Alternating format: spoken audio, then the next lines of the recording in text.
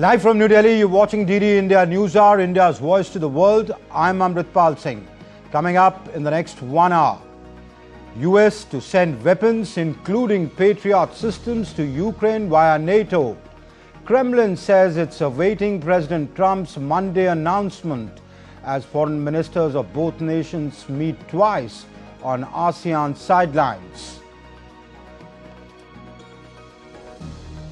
Donald Trump unveiled sweeping tariffs, 50% on Brazil, 35% on Canadian imports, mulls 15 to 20% tariffs on other trade partners.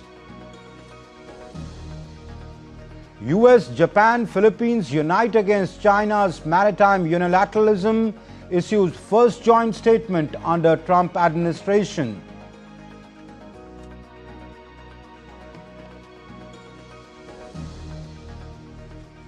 And India tops the global fast payment chart with UPI leading the digital shift, says the International Monetary Fund.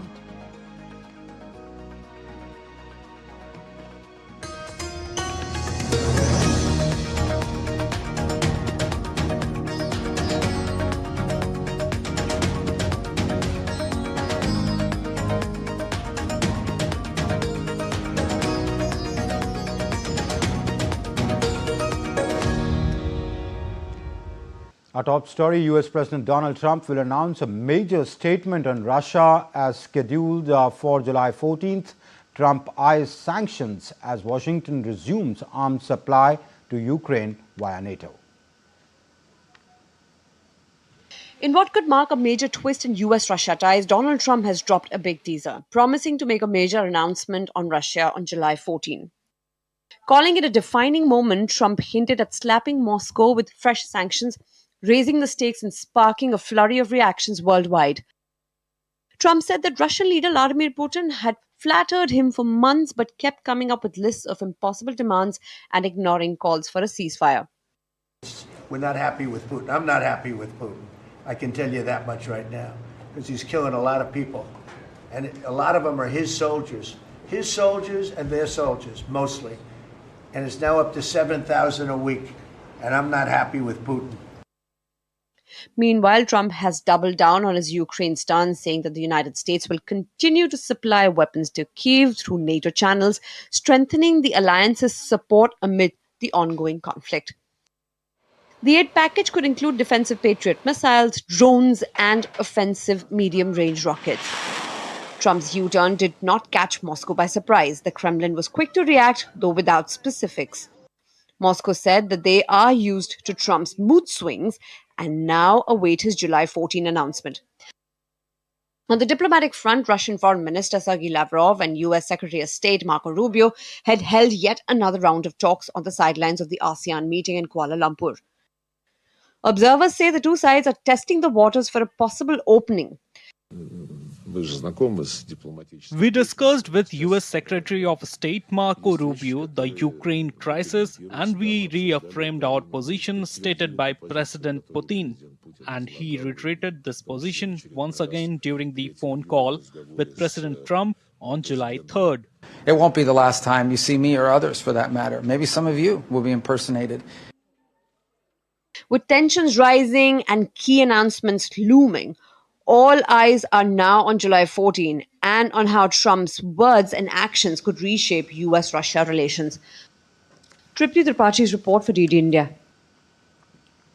US President Donald Trump fired another tariff salvo at Canada. He plans to impose blanket tariffs of 15 to 20% on most other trading partners. This report has the details. It's Canada this time. US President Donald Trump has announced yet another round of tariff for its neighbor in the north. In a letter posted on Truth Social, Trump told Canadian Prime Minister Mark Carney that 35% tariff on imports from the country will come into effect on August 1st and would go up if Ottawa retaliated. Trump accused Canada of failing to cooperate on key issues, particularly the flow of fentanyl into the US. Responding to Trump, Carney said his government will continue to defend Canadian workers and businesses in their negotiations with the US. The tariff rise comes as a big blow to Carney, who was seeking to sign a trade pact with Washington. Trump has already sent letters to 22 countries outlining new tariff rates, including a 50% tariff on imports from Brazil. Brazilian President Lula da Silva said he wanted to find a diplomatic solution to Trump's tariff, but vowed to reciprocate if they take effect on August 1st. We will not give up on reciprocity. In the meantime, we will try to negotiate. A president term only lasts 4 years. Before long, who knows, there may be another president who is willing to negotiate. Hundreds, including ruling party members, took to the streets of Sao Paulo to protest against the tariff. Eurozone yields edged up as traders awaited Trump's tariff decision for the European Union. Market outlook remained positive in part because of Germany's biggest overhaul in its borrowing rules in modern history. Bureau Report, DD India. Tensions in the Indo-Pacific continue to rise as China steps up its assertiveness at sea and North Korea advances its missile program. In a powerful show of unity, the US, Japan and the Philippines have reaffirmed their commitment to regional security, both diplomatically and militarily. In Kuala Lumpur, on the sidelines of the ASEAN-related meetings, foreign ministers of Japan, the United States and Philippines delivered a joint statement message to Beijing. The pointed statement came amid growing concern over China's military buildup and island fortifications in the disputed waters. Ministers emphasized the importance of strengthening trilateral cooperation to preserve peace and stability in the region. The meeting marked the first such high-level dialogue since US President Donald Trump returned to office in January, with his administration promising a tougher stance on Beijing. Further north in Seoul, defense chiefs from South Korea, the US and Japan gathered to bolster military ties amid mounting threats from North Korea's Pyongyang. As North Korea's nuclear and missile threats continue to advance and regional security challenges persist, it is critically important to maintain the momentum of trilateral security cooperation among South Korea, the United States, and Japan, and to ensure its continued development. We're illuminating a future path together, a path where partnerships can evolve through persistent and regular engagement, from building capacity to really sharing responsibility. Coinciding with the talks, South Korea's defense ministry released footage of a joint air drill involving US B-52H strategic bombers and allied fighter jets over international waters, a direct signal to both North Korea and its allies. The show of force comes amid reports of expanding military ties between Pyongyang and Moscow and renewed fears over North Korea's advancing nuclear arsenal. Whether on the seas or in the skies, the message from Washington, Tokyo and their allies is clear. Regional stability will be defended through unity and strength. Bureau Report, DD India. At the high-level ASEAN talks in Kuala Lumpur under Malaysia's 2025 chairmanship, a wide range of topics were discussed, including sustainability, inclusivity and regional security. The EU and the UK joined the ASEAN countries to call for stronger trade ties and regional security cooperation. More in this report. The series of meetings hosted by Malaysia, the ASEAN chair for 2025, concluded in Kuala Lumpur under the theme Inclusivity and Sustainability on Friday. ASEAN Secretary General Dr. Kao Kim Hoorn joined ministers and representatives from ASEAN Regional Forum and also held bilateral meetings with foreign ministers from ASEAN member states. US Secretary of State Marco Rubio held his first in-person meeting with Chinese Foreign Minister Wang Yi on Friday during the ASEAN talks. The meeting took place amid rising US-China tensions over trade, Taiwan, and regional influence. Rubio described the talks as constructive and positive, expressing hope for a future meeting between Presidents Trump and Xi Jinping. In this way? I think there's some areas of potential cooperation. I thought it was a very constructive, positive meeting and a lot of work to do. He's absolutely right that the president has a very good relationship with President Xi. It tracks back to his first term. China also commented on the talks, calling the meeting between Wang Yi and Marco Rubio positive. Secretary Rubio also held trilateral talks with Japanese Foreign Minister Takeshi Iwaya and South Korea's first Vice Foreign Minister Park Yoon-joo. The discussions came just days after President Trump announced 25% tariffs on both allies, set to take effect on August 1st. On the sidelines of the ASEAN meetings, Rubio also met with Vietnamese Foreign Minister Bui Thanh Son, further strengthening bilateral engagements in the region. Meanwhile, regional trade and security were the main focus at a meeting between ASEAN diplomats and senior officials from the European Union and the United Kingdom. EU Foreign Policy Chief Kaja Kallas urged stronger trade cooperation, while UK Foreign Minister David Lammy stressed the importance of a free and open Indo-Pacific for shared security. The series of meetings concluded with a press conference by Malaysian Foreign Minister Datuk Seri Mohammed Hassan, who shared Malaysia's key messages and takeaways from the discussions.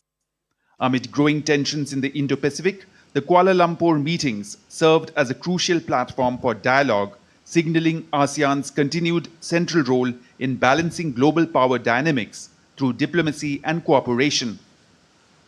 Rabindra Chauhan's report for DD India. And still to come up on DD India Newshour, the Kurdistan Workers' Party or PKK militants burned weapons in Iraq to start disarmament.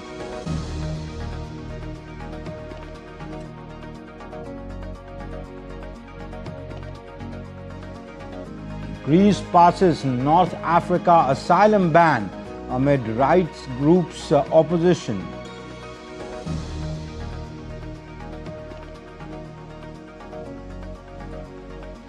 And thousands of Bosnians mark the 30th anniversary of Srebrenica genocide.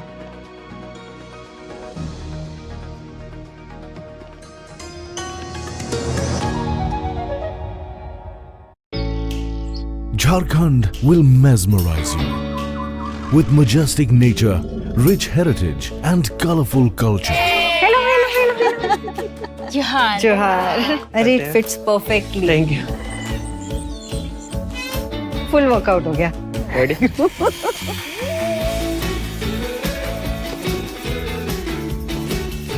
Postcards from Jharkhand on National Geographic.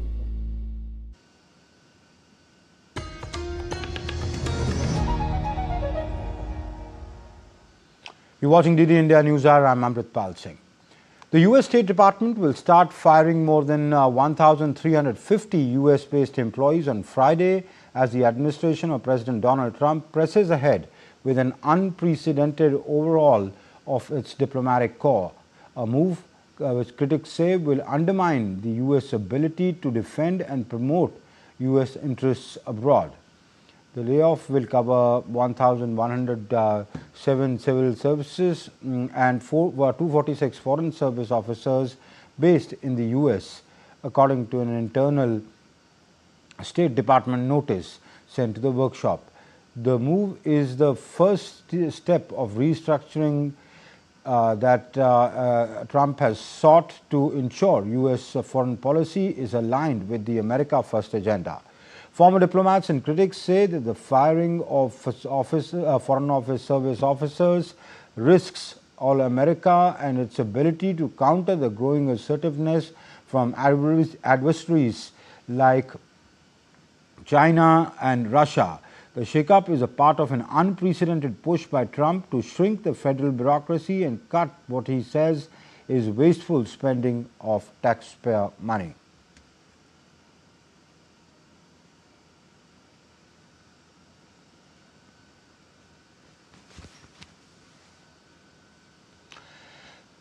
Kurdistan Party workers, party militants actually, burned their weapons at the mouth of a cave in northern Iraq on Friday, marking a symbolic yet significant step towards ending decades-long insurgency against Turkey. The ceremony showed the fighters, half of them women, queuing up to place AK-47 assault rifles and bandoliers and other guns into a large grey cauldron. The flames later engulfed the black gun shafts pointed to the sky as Kurdish, Iraqi and Turkish officials watched nearby.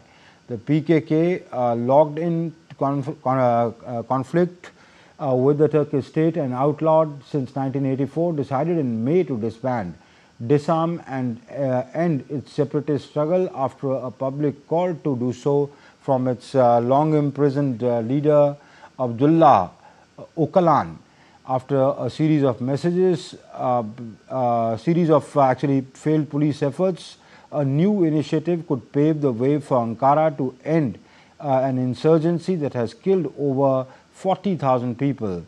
Burdened by the economy and wrought by deep social and political divisions in Turkey and the wider region.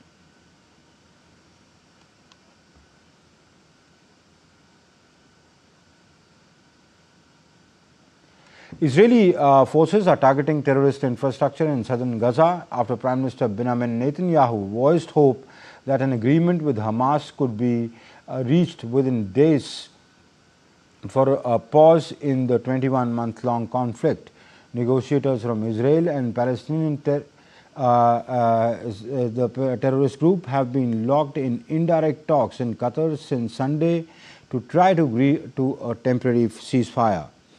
Netanyahu said a lasting truce could follow, but only if Hamas lays down its arms and is no longer able to govern or operate in the Gaza Strip.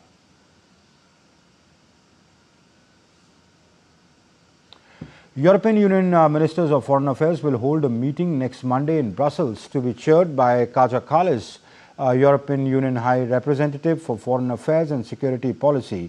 The meeting will address several pressing international issues, including the war in Ukraine, following an informal exchange of views with Ukrainian Foreign Minister via video conferencing. The minister will also decide the situation in Georgia and potential measures that may be taken, as well as the latest developments in West Asia with a particular focus on Gaza, Israel and Iran.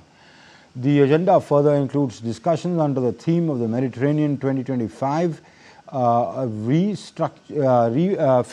featuring with a review of the Union for Mediterranean Charter and a possible avenue for reform. In addition to the EU's relations with the Caribbean, Somalia, Moldova, China, Japan and Libya.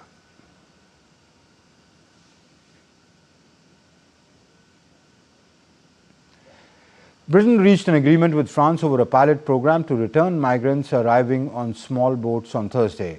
At a joint press conference, UK Prime Minister Keir Starmer and French President Emmanuel Macron announced one in, one out migrants return scheme, where UK would send undocumented migrants back in exchange for accepting an equal member of the legitimate asylum seekers with the UK family ties.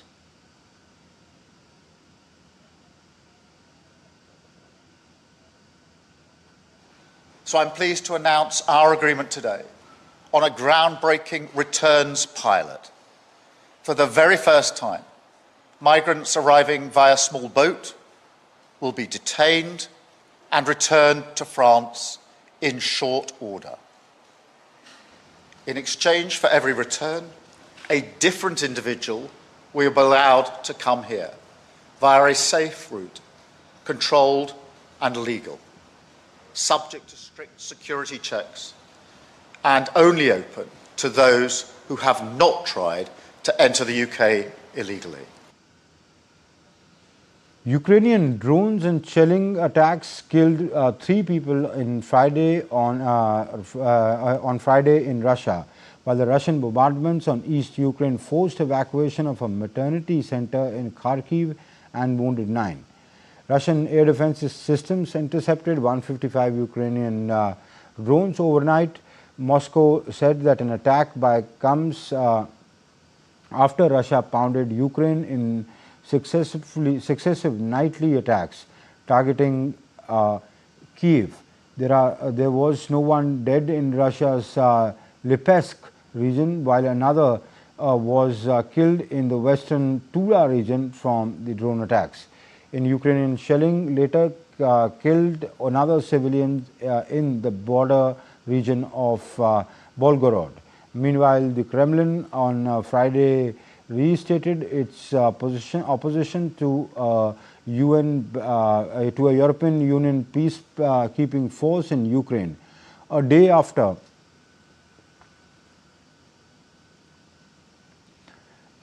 French President Emmanuel Macron said that Kyiv allies had a plan that is ready to go and initiate in hours after a ceasefire.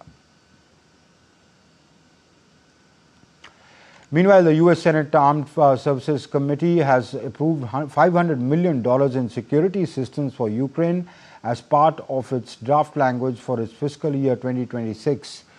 National Defense Authorization Act, which allows and also restricts A-10 aircraft retirements. The NDA had passed by the Senate Armed Services Committee with a vote of 26-1, including a provisional. This includes a provision to extend the Ukraine Security Assistance Initiative, though 2028, increasing the authorized funding from $500 million to $300 million in 2025. The intuitive aim to bolster Ukraine's defense capability as it battles Russian forces which invaded in 2022. The bill also prohibits a controversial request made in President Donald Trump's June budget to retire the Air Force A-10 fleet.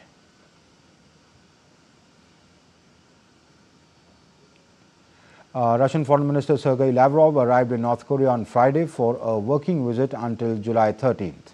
His visit includes talks with North Korean counterpart Cho Son-hui in Wonsan.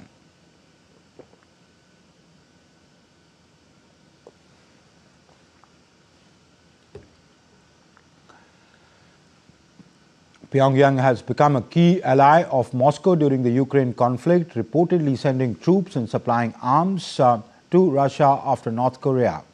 Lavrov will head to China for the Shanghai Cooperation Organization meeting on July 14th and 15th.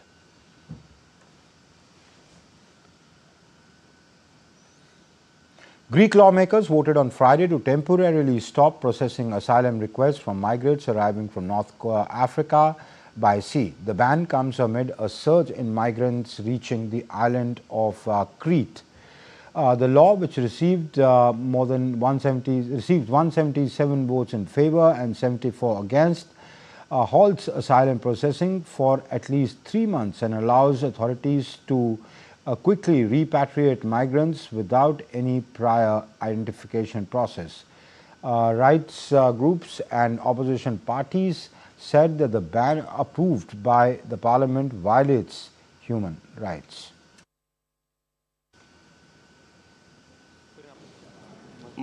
With what you are doing, you are creating grey zone for people who don't fit into any status. They are in essence invisible. They cannot go forward or backward. They will be trapped and they will stay in country until their status is clarified. Amy Pope, the head of the UN Migration Agency, has warned that fatigue over the wars in Ukraine and US-led aid cuts are hampering efforts to support people fleeing hardship.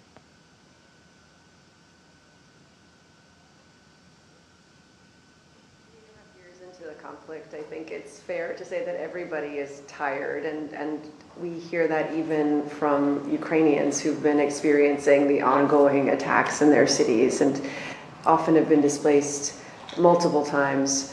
The response to it, though, has to be peace, because ultimately, without peace, there won't be an end, not only to the funding requests, but also to the support to the Ukrainian people. Difficult, it's not in my nature.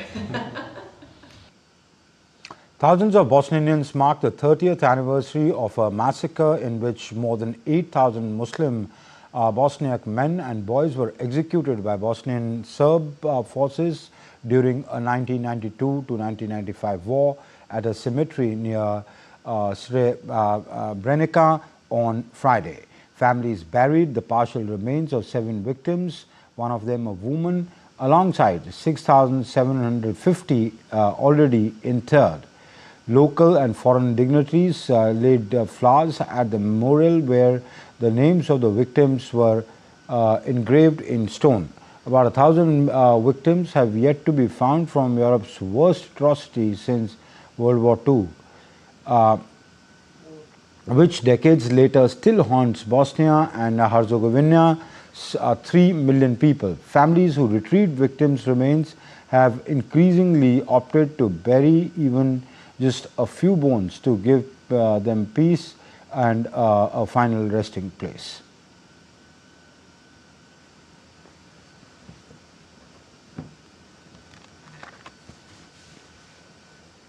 The alarming impact of extreme weather sweeping across continents, from raging floods in the United States and South Asia to cloudbursts in Japan, nature's fury is on full display, leaving destruction and heartbreak in its wake. Here's a report. Around the world, weather extremes are leaving a trail of chaos and concern. In US's Texas region, muddy waters have swallowed homes and hopes alike as families search desperately for loved ones lost to raging floods. On the other hand of the globe, Pakistan's streets were inundated under monsoon torrents, while Tokyo reels under sudden cloudbursts. In India, with monsoon intensifying, landslides have carved through villages, rivers are spilling fury, and the levels of warning alerts are increasing. Central India is bracing for heavy rain, with the India Meteorological Department issuing fresh warnings across multiple subdivisions. Several areas in Jammu and Kashmir and Himachal Pradesh are set to witness intense showers, thunderstorms, and lightning. In Uttarakhand, relentless rains have already crippled daily life, blocking roads, overflowing rivers, and triggering landslides. Meanwhile, there's some respite in Delhi, where the air quality has improved, recording an AQI of 59, the lowest in recent days. Across the border, torrential monsoon rains have submerged major roads and low-lying neighborhoods in Pakistan's Lahore, disrupting traffic and forcing emergency evacuations. Since June 26, at least 90 people have died due to floods, landslides, and collapsing structures. In Nepal's Bhotekoshi River, the deadly flood killed at least 9 people and left more than 24 missing this week. In the US, tragedy has deepened in the Texas Hill Country, where thousands of first responders continue to sift through mud-covered debris 6 days after devastating flash floods. More than 120 people, including dozens of children, having lost their lives, and over 170 remain missing. US President Donald Trump is expected to visit the disaster zone on Friday. Meanwhile, in North Carolina, severe flooding was brought on by powerful storms. Streets were submerged under several feet of water, while the wail of emergency sirens echoed in the background. Japan's capital, Tokyo, also faced a sudden torrential downpour on Thursday evening, prompting warnings of heavy rain, flooding, and lightning. From Asia to America, extreme weather is tightening its grip. As rescue teams race against time, global attention sharpens on the rising toll of climate-driven disasters, reminding us once again of nature's unpredictable force. Bureau Report, DD India. Other stories making news around the world. Cambodia's lawmakers on Friday have approved a constitutional amendment that allows authorities to revoke the citizenship of individuals charged with foreign collusion. The move has sparked concern among human rights groups who warn that the law could be weaponized to silence dissent and target government critics.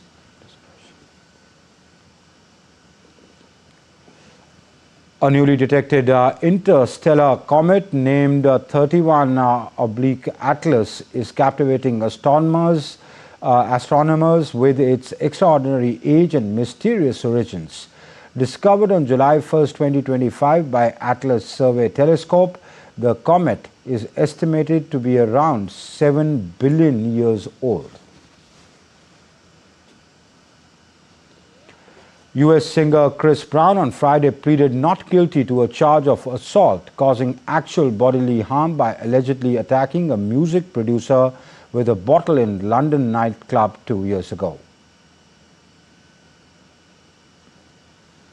And still to come up on DD India Newshour, we'll discuss about what deal is the U.S. trying to cut with Russia over the Ukraine conflict with a special guest on the show.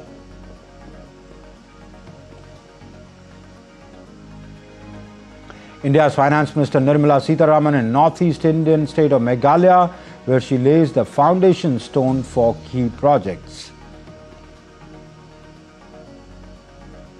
A National Security Advisor Ajit Doval slams foreign media for misleading reports on India's Operation Sindoor against Pakistan.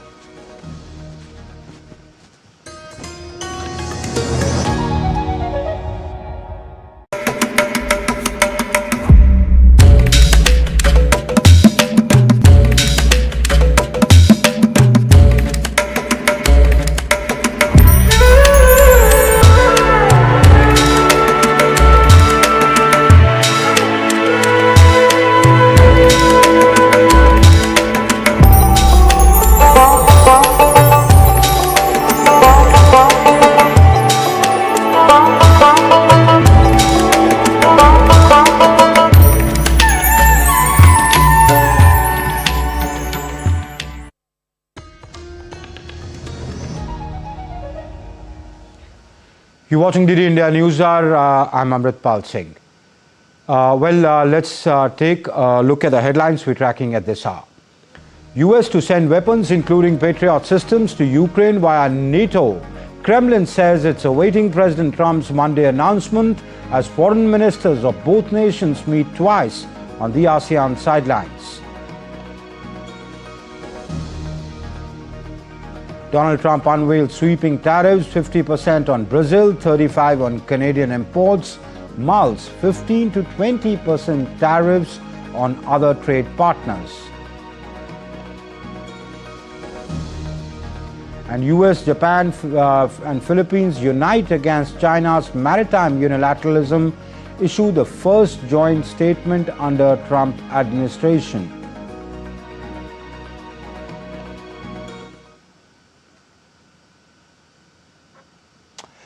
Okay, going back to our US-Russia story, the foreign ministers, that's Sergei Lavrov and Marco Rubio, met again in ASEAN on the sidelines of the ASEAN summit, ASEAN foreign ministers meeting in Kuala Lumpur. They had met yesterday also. You know, Trump is trading charges. Kremlin is saying we are not perturbed. Let him announce what he's announcing. So what does all that mean? What are the Americans trying to tell the Russians here? What kind of a deal are they trying to cut? To talk about more about that, I'm joined by Ambassador C. Rajashekar, former senior diplomat. Thank you, Ambassador Rajashekar, for joining us on the show. If you look at what the Americans are saying, they are saying, well, President Trump is hinting at some kind of sanctions, while Russia seems, defiant, says it doesn't matter to us. We'll await his announcement. We are used to his mood swings. Yet both Rubio and Lavrov are meeting, today for the second day. So what's actually happening there? Yes, thank you.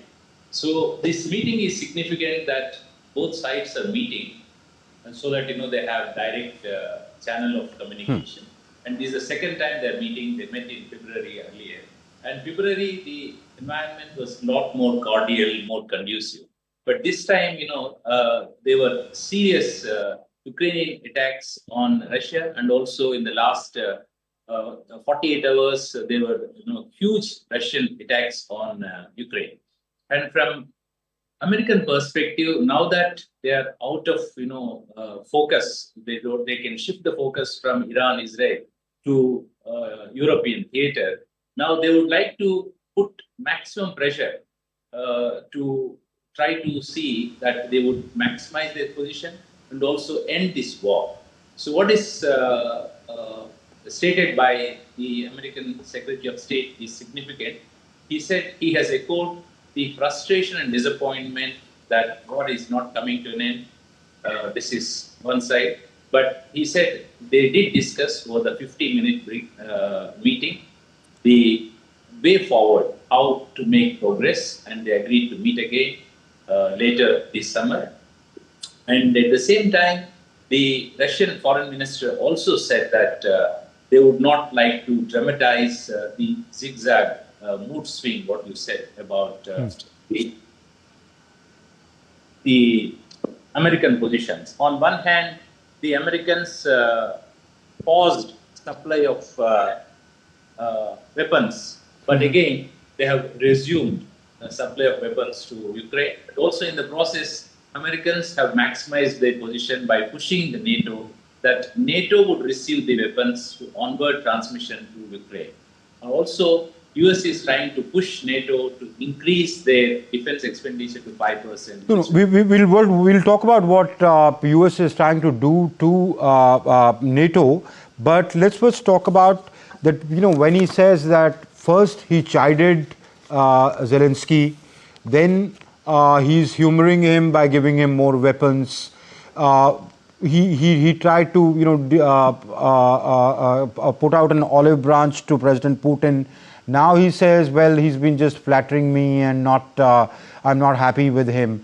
So what is Donald Trump trying to do here? How is this getting him closer to his aim of getting some kind of a ceasefire? We see this happening because here is head of state, president directly dealing with important announcements and negotiations and everything. We have seen this in our own case of India-Pakistan. So there is a gap between institutional American stance and American presidential stance. So this is what the Russians had characterized as zigzag. But whatever it is, we have to deal with the reality. So from Russians' point of view, they would like to end the war on their terms, understandably, that they would not like to see Ukraine in NATO or NATO weapons targeting Russia on Ukrainian soil. And they would like to retain the territorial gains they have made, so which is not acceptable to Ukraine. So that's why the summit between Ukrainian President Zelensky and President Trump has failed because the terms proposed are not acceptable to Ukraine. Now, they have, both foreign ministers have announced that they have carried each other's proposals back to their capitals to review, to be reviewed by their presidents, and they will resume the negotiations. Understand, although we do not have the real details, despite being pressed, Foreign Secretary of State Rubio has refused to divulge the details, but understandably, first and foremost, they would like to see a reduction of tensions, because what we have seen in the last 2 weeks is Ambassador, even if Lavrov gave Rubio a list of things, in the past they've said that Trump has himself said that Putin kept flattering me for months. Then he came up with lists of impossible demands and he's ignored my calls for a ceasefire. He'll again say the same thing. He says, well, Lavrov's demands are impossible. There is also the backdrop, what the US is doing with other countries, which is also equally important. So US has taken on most countries through their tariff, this imposition of tariffs, especially China. So there is a danger that, US-China relations will deteriorate, in which case US desperately need to talk to Russia directly. So that's why they are doing. At the same time, Trump being what he is, he would also like to maximize his position, one, to push NATO to totally take the burden of European defense on their own shoulders, increasing the defense expenditure. At the same time, he would also like to push Russia to the maximum position. In fact, there was also a hint, one, that deal is in the making by President Trump, and also that there may be a conversation or even meeting between the two presidents. I think they're proposing in that direction based on the counter proposals. That means Vladimir Putin and Donald Trump, you mean? Yes. Okay. All right. And Ambassador, what could we expect from him when he says he's going to make a major announcement on Monday? What could we expect in that announcement? We know this. President Trump is likely to state these dramatizing things, but unless and until there are proposals which are agreeable to Russia and Ukraine and Europe and US. So we cannot expect dramatic statements. That's what Russians had mentioned. That on one hand, as you said, that US was praising Putin, and at the same time now they are saying frustrated and disappointed. So that's what it is. So to make any serious forward movement, they have to carefully agree, firstly, to ceasefire and also to discuss how the territorial changes since 2022 have to be treated, and also how to ensure that there is enduring peace. So these are bigger issues, not amenable to one meeting or dramatic statement. They need careful behind-the-scene negotiations. That's what today they had done. They have carried proposals to capital to resume. Okay, but that's just you saying Donald Trump style to first, raise the bar, issue threats, and then go back. But doesn't he realize that this may work with the Canadians or, the Brazilians? I don't know, because at least the Brazilians and the Canadians are saying, okay, we'll try and resolve it just diplomatically, even while he's announcing huge tariffs there. But doesn't he realize this doesn't work with the Russians? The Russians are not even slightly perturbed about his threats. Yeah, again to quote Foreign Minister Sergei Lavrov's words characterization, he said, Russia would not be perturbed by this zigzag. So that's what precisely they said. They have position. So Russians' bottom line is that they don't want Ukraine in NATO and NATO weapons in Ukraine. That is one. Secondly, also how to regularize the territorial borders. So these two are major issues. On that, Ukraine also has difficulty because they lost a substantial chunk of their territory.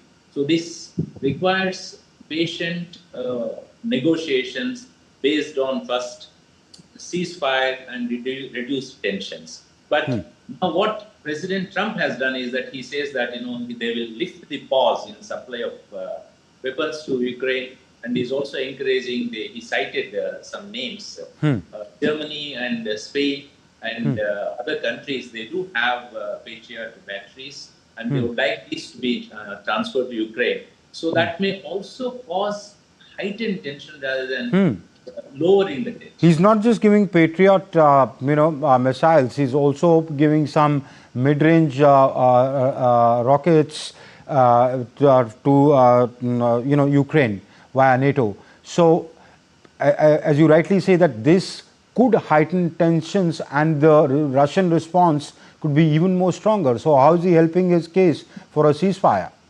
Precisely. What he's doing is, his style is disruptive. But we have seen disruptive business, but he's disruptive geopolitics.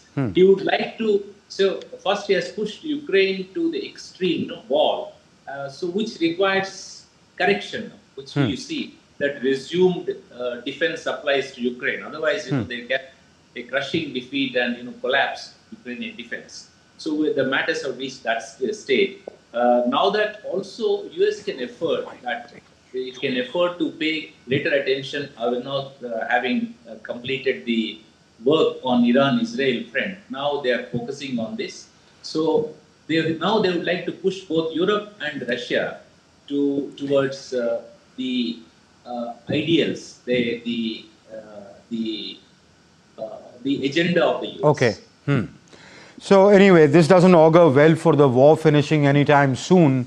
And it clearly looks like the negotiations or a negotiated settlement isn't reaching anywhere.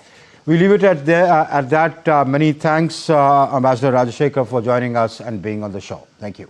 Thank you. Well, moving on, India's Minister for Petroleum and Natural Gas, Hardeep Singh Puri, held a productive meeting with Minister of Foreign Affairs of Iceland, Reykjavik, and and discussed the ongoing cooperation between the two nations.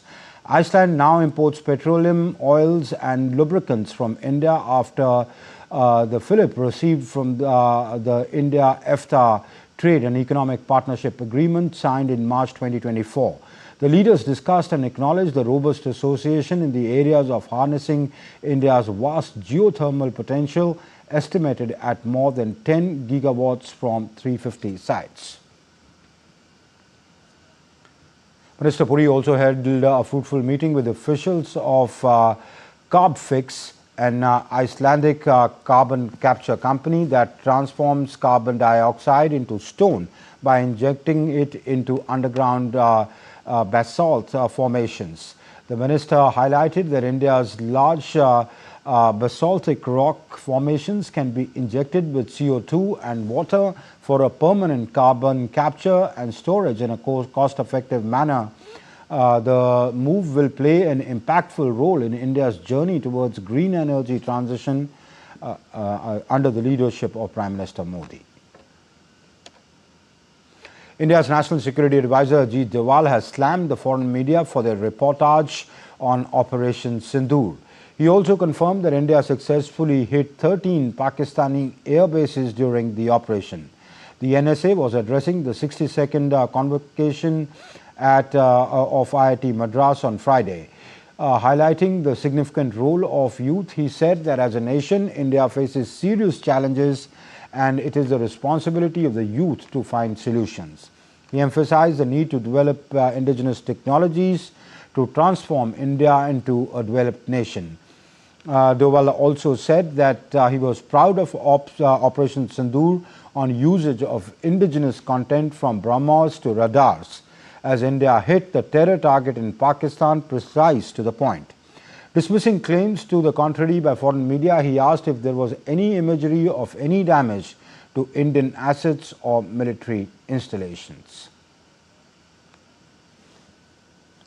Foreign press and all these things, they said Pakistan did that and this. You tell me one photograph, one imagery. These days, these imageries are from the satellites all over the world. They are this thing, which shows any Indian damage being done, even a glass pane having been torn. They brought out photographs, they wrote this thing, the New York Times put out this thing. Only imagery, they said 13 air bases before 10th May and after 10th May. Whether it was in Sargodha or it was in Rahim Yar Khan or it was in Chaklala. Finance Minister Nirmala Sitharaman is in Shillong on a 4-day visit to Meghalaya. The minister inaugurated 72 digital libraries across the state and laid foundation stones for key development projects funded under the Special Assistance to the States for Capital Investment. The redevelopment of the Umiam Lake, development of infrastructure for meetings, incentives, conferences and exhibitions at Maukhanu. Earlier, the minister inaugurated IICA Northeast Conclave 2025 at IIM Shillong and addressed the gathering. We look at Northeast as not just the Northeast as a region, but it stands for, I think, empower, act, strengthen, and transform. And that is why there's so much of attention given to the Northeast. As Ashtalakshmi, I think there's a lot of importance. 91 projects worth 1,239 crores have been completed, and 35 projects worth over 1,000 crores are ongoing just in Meghalaya. This is under the Northeast Special Infrastructure Development Scheme, which is since 2017-18 launched.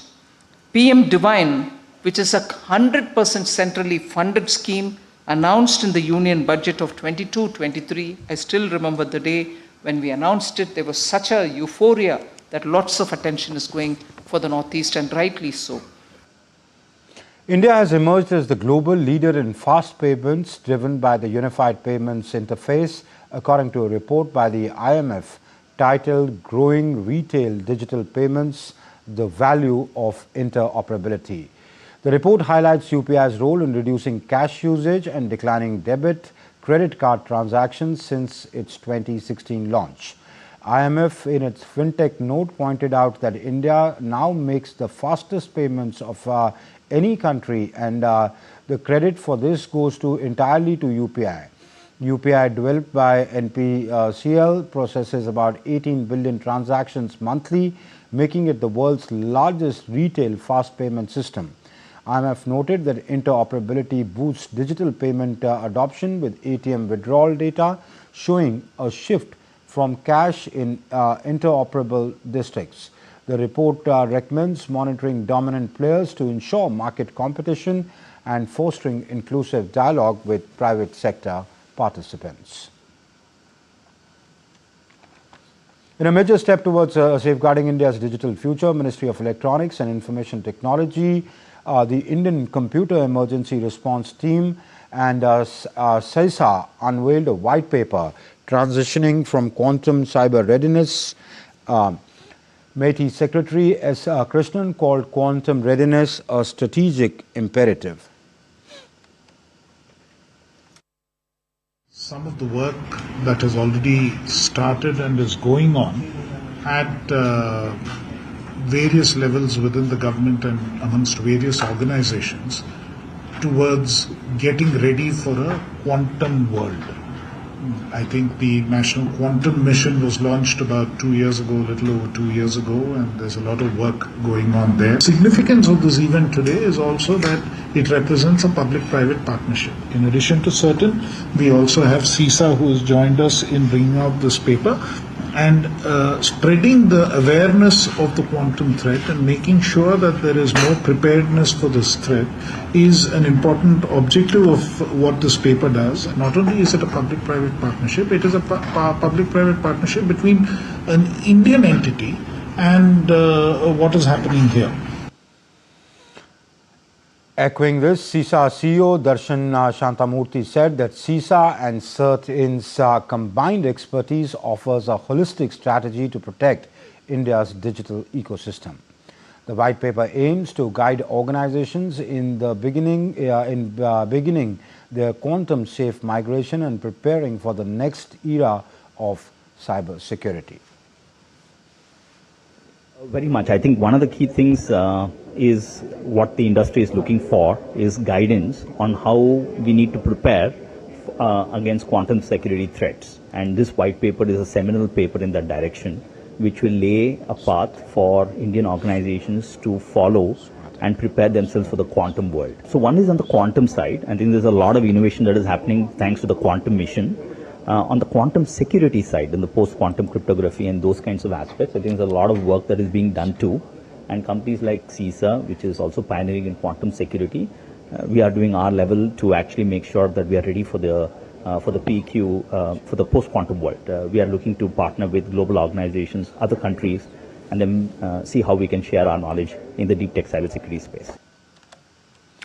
You're watching DD India Newshour. Time now for some sports news. The five-time Grand Slam winner Iga Swiatek has set up the Wimbledon Summit clash with Amanda Anisimova on Saturday. Swiatek cruised into her first Wimbledon final with a breezy 6-2, 6-0 demolition of Tokyo Olympic champion Belinda Bencic in the semi-final. Swiatek, the clay court specialist, had never got past the last 8 at Wimbledon before this year. On the other hand, Anisimova soared into her maiden Wimbledon final by outclassing world number 1 Aryna Sabalenka 6-4, 4-6, 6-4 in the semi-finals. The Saturday title showdown will crown the new Wimbledon champion for the 8th successive year. That's it in this edition of DD India News Hour, but do let us know your thoughts on the news of the day. For those on the go, you can get all the latest news and updates from India and across the world on DD India's mobile app. The app is available on both Android and iOS platforms. Scan the QR code you see on your screens to download now. We'll be back with more news as it breaks here on DD India. I'm Amritpal Singh from my entire team here in Delhi. Thank you for watching DD India News Hour. Bye-bye.